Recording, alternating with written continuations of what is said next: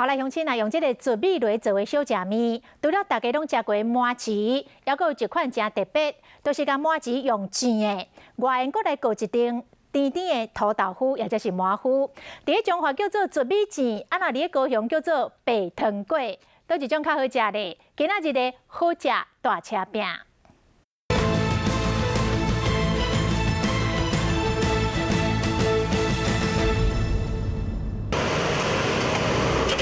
油鼎内底一条搁一条麻糍煎做金色，搁个土豆粉和芝麻粉，一加落外皮真酥，内底搁真软，食着土豆粉的香甜，这是高雄人气小食面白糖粿。入内软了，很软，真 Q 了，真 Q 吧。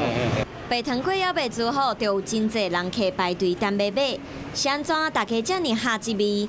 看头家甲煮磨好的土豆粉放伫白糖顶悬，用料真实在，而且麻糍是用纯糯米来做，搁加豆荚米粉。这个是独家秘方还是怎么跟你说啊？花生或是芝麻，我们是纯花生，人家手工炒的，芝麻也是。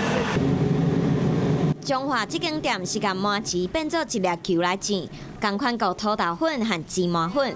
不过这项小食面伫中华叫做糯米糍。我觉得它很适合当做点心或者下午茶。外面脆脆的，它里面软软 Q Q 的，还蛮好吃的。酿做一粒球的糯米糍，多方便一喙食完。为了让糯米糍会使酿出真水的圆形，头家伫磨米浆的时，搁加一个手续。4点多就要起床，磨浆、脱浆到油炸的过程，都要很注意它的火候。